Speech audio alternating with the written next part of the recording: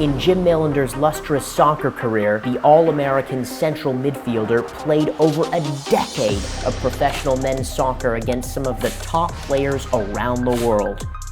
Once his cleats were retired, he turned that passion into coaching and built one of the top powerhouse female teams in the nation at USC. Join me, Charles Wollin, for an inside perspective on one of the greats in soccer today as he continues to build his legacy at the University of San Francisco.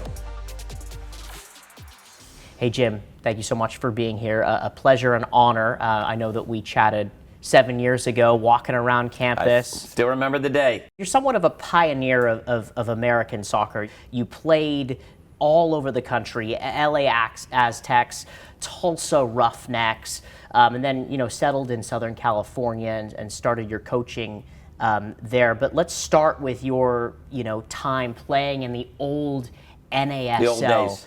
I mean, just such an amazing time to play in this country and have some of the European players be part of that league as well. I mean, do you think a lot about that time? Oh yeah, it was the greatest days of my life. I mean, I was 19 when I got drafted by the New York Cosmos, and 4 years earlier, I was watching the World Cup final. Franz Beckenbauer was leading Germany to the World Cup final against Holland, and he was going to be my new teammate, an idol. Dennis Tuort, English international. Giorgio Canalia, captain of the Italian national team. So I mean, it was like a fantasy, to be honest with you. I'm a 19-year-old boy showing up in Miami, getting ready to go train for 10 days at Miami-Dade Junior College for the Cosmos, and then we were off to Bermuda. And I met Pelé. Pelé was down there training with us. He just retired the year before. I feel blessed to be, I'm one of the few Americans in the game today, and I don't even really talk about it anymore because a lot of people don't know who Johan Cruyff is or Franz Beckenbauer is. It's the new names in the game today. So it was a great time in my life, and I feel very, very fortunate. Let's transition to chat about your coaching career now. Mm-hmm. And you can correct me if I'm wrong here, but as you were playing, you were also coaching at Correct. The same time at El Camino, mm-hmm. both the women and the men. Right. Early on as an assistant for probably 6 or 7 years, and then I took over the men's program. A couple sicknesses by the head coach, who was a very, like my father, a close friend of mine, and then I kind of jumped into the women a little bit in the early 90s. What did he, you said he was a father figure, was he kind of a coaching idol for you? Yeah, my dad passed away when I was 16 years of age, and he kind of took over that, and he started coaching me. I met him when I was about 13, and then he became my coach, mentor. Like my father, Norman Jackson, he's a pioneer in soccer in Southern California, was an assistant coach at the pro levels and so forth, coached at El Camino, but really, taught me the rights and the wrongs about coaching and playing. So, I've got a lot to thank him for. And I think many, many coaches in Southern California, I can think of all the great names, the Stevie Sampsons, the Ziggy Schmidts of the world, a lot of ththese guys, Norm touched their lives a lot. So I feel very, very blessed again to be in the presence of such a great coach. And, we had a great relationship together. Let's fast forward to LMU and during that time and being such a strong presence there. What did that give you in order to get your next gig at USC? Yeah, it's funny because I was all prepared. I'd just gone back and got my master's degree in El Camino Junior College. We're going to hire me full-time as an instructor and coach the men and the women. And then I thought LMU job opened up, and I said, we'd won, I don't know, I can't even remember. I'm not a record guy, keeper, but I think we'd won like 3 or 4, 5 state championships. One on the women's side. I think we won 3 on the men's side when I was there. So it really wasn't a challenge for me anymore. I think I'd done what I could do. So I thought, I always had a good relationship too with the women, whether it was men or women. For me, soccer, coaching's coaching, different personalities.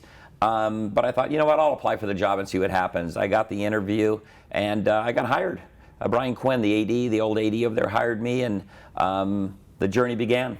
Let's fast track to USC now. You were there during a really interesting time where there were a lot of successes in sports. You mentored so many All-Americans and brought them into the women's national team as well in a very muddled and quite competitive Pac-10, now Pac-12. Mm-hmm. Yeah, Mike Garrett hired me. He was really Daryl Gross hired me. He was the assistant AD over there to Mike. And to be honest with you, it was a very, very difficult decision to leave LMU. LMU were offering more money. USC were just, Title IX and gender equity were just starting to get up. And Mike said, we're going to give you this. I'm thinking, LMU was offering me, at that time, $8,000 more. And I'm thinking, but all my friends said, Jimmy, LMU, USC, you got to go to SC. And I'm thinking, at the end of the day, in the big picture, I did. And I got hired there. And the first year I got there, I had 4 full scholarships. And then we went 15-5 our first year there. He gave me another 4 straight away. The next year, I can't remember, we went 15-3-2 or something like that. And he almost gave me the full complement then. At USC, when I first got there, the guy by the name of Pete Carroll got hired, and the world changed. Pete Carroll came in. We won 3 national championships, I believe. Snoop Dogg was on the sidelines. I mean, everybody was on Fonzie was on the sidelines. It was just big stuff. And what Pete did, he helped women's volleyball. Mick Haley, who was there, who won a national championship. Jovan Vavic, water polo, he helped all those because once football's everything at USC. In his stay and tenure at USC, he turned that program, and I mean the university around, I thought. You got to play as well against someone on the opposite sideline just down the road from you. Good old Jill. UCLA, Jill Ellis, who just won another World Cup at the time. You learned a lot from those rivalry matches as well, and you guys have a lot of respect for one another, and you kind of maybe keep a little bit in contact? Yeah, we do. And I think, with Jill, I mean, we battled each other, I don't know, 7, 8, 9 years. I can't even remember now. But we would battle, and we got into it. It was a heavy-duty fight, the Bruins versus the Trojans over there. I only beat them once in the 11 seasons I was there. I think we got a draw or 2 out of it, but they'd always seemed, and I remember in 2005, I still remember this day, I had the best recruiting class in the nation. And it took me a while, to be honest with you, at USC, to figure out how I was going to beat the Bruins. Because UCLA is a public institution, and USC was a private institution. So, I had to give somebody 64% of a scholarship, a full scholarship, or they could walk on at UCLA cheaper. So my early days there, we did well. We developed and we built the program, but I was nickel and diamond players, and I sat there I remember 2002, we lost in penalty kicks in the second round of the NCAA tournament at UCLA against UCLA, and I'm thinking, I've done everything. What can you do different? But because what you're doing, Jim, it's getting you here, but to get on to the next levels, you got to do something different. And, I took a while to think about that, and I said, I can't nickel and dime players anymore. I've got to have a full scholarship and go after the best players in America. So it took me about 2.5 years, and I saved 7 full scholarships. And in 2005, we finally got the best recruiting class in the nation. Amy Rodriguez, Ashley Nick, Megan Holmes. I mean, I think I had 6 of the top 50 players in America on my roster. By top drawer, whoever does all the recruiting, but it was a very, very good class. And in 2005, I remember going over to UCLA at Drake Stadium, and there was 9,000 people there. The place was full, and we went up 2-0 on UCLA. Amy Rodriguez scored early. Nene Luke's another real big-time player for us, scored on a half volley. We're up 2-0 at halftime, and we ended up losing 3-2 in overtime in sudden death, and I was so mad because I was ultra, and I still am, but the times have changed, ultra competitive. And all I remember is Jill Ellis jumping up into the air, and she had a good vertical on that night too, but they beat us. And Jill and I have a lot of respect for each other. She's done a wonderful job with the women's national team. We used to fly to Pac-12 meetings, Pac-10 meetings back then all the time, and we got to know each other well. And she's done a wonderful job developing the women's team. And, in this World Cup that they just finished, it was by far the most talented, the deepest roster that U.S. Soccer's ever had. So congratulations to her. Because, you can have all the players in the world. You got to be good, and you got to be lucky at the end of the day, too, to get a result like she's done in the last World Cups and the last Olympic game, too. Let's move forward to talk about after USC and then coming to USF. What were you doing then? And I know that there was a lot of club soccer involved and kind of honing your skills and being a director of coaching as well at various different clubs down south. Well, when I left SC, it was a blow because I'll never forget this. We had the best recruiting class in the nation in 2005. Well, we got to the second round in 2005. And then my 10 years was up. And Mike Garrett said to me, he goes, Jimmy, we're going to give you a 1-year extension. That's all. I said, Mike, I said, these kids are young. I've worked too hard. Got the best recruiting class in the nation. These kids are going to be good when they're juniors and seniors. I need at least 2 more years and so forth. So we went back and forth. So at the end of the day, I got a 1-year deal. And we got to the NCAA tournament. We opened up against Santa Clara, the #1 seed in the nation, up here at Santa Clara. We upset them. We beat them 2-1. And we got Stanford 2 days later, and that was Kelly O'Hara's freshman year. She scored the winner against us. We lost 2-0, I believe, on that night. And 3 days later, I got a call that I was not going to be renewed, and got fired from USC.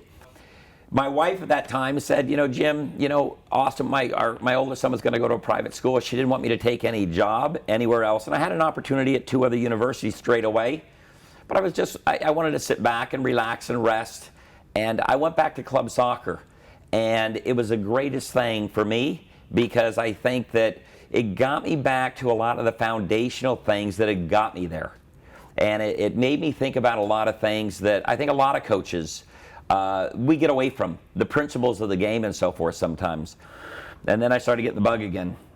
And after 2 years, I said, Carol, let me go out and look for a job, because I had the hunger. And when you stay out of the game too long, it's hard to get back in the game.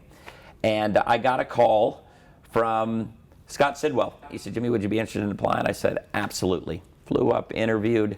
The rest was history. I was so happy honestly, to get back in the game, because I'm thinking I'm never going to get back in and get a shot at it again. And honestly, I thought I could turn the program around in 3 years, 4 years, get them into the upper echelon of the WCC. The WCC is an outstanding conference. We had a good run at it in 15, and I thought that was our year. Everything just clicked, and a lot of times everything has to click. You have to be healthy, you got to be lucky, the ball's got to roll over the line and so forth. And we ended up losing at Portland, 1-0. We only needed a point on the night. We would have won the conference, and this would have been the first conference championship in the history of the program, and it had been the first NCAA tournament berth. Final question. Mm-hmm. Talk about falling in and out of love with the game. We've all been there. We've all kind of had those times. Was there a time where you fell out of love with it and then fell back into it, and then fell out of it and then fell back into it?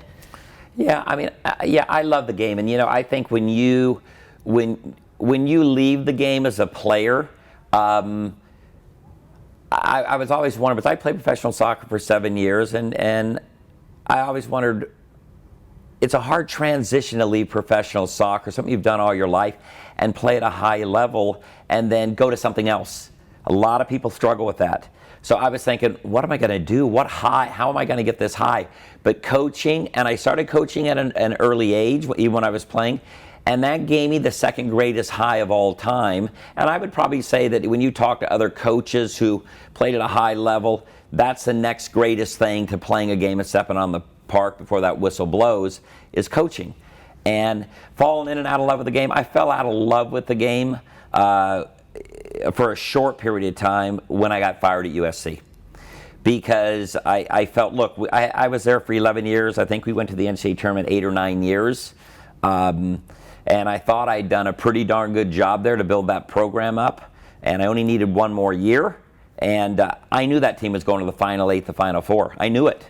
They ended up winning the national championship the next year. So a little dagger in the heart. I'm long over that now. But I fell out of the love with the game, I think, for, 6, 7 months. And then my heart started burning again. That desire to want to get back in it. And then again, you wanted to get back in the game and prove your worth again, because I think as a coach and as a player, we're always trying to prove our worth, But I haven't reached my goals yet. I'm still blanketed on the WCC side on a tournament berth, winning a championship, and an NCAA tournament berth. So, we got a lot of work to do. I'm still hungry as ever and driven as ever to get this program to the top of the heap.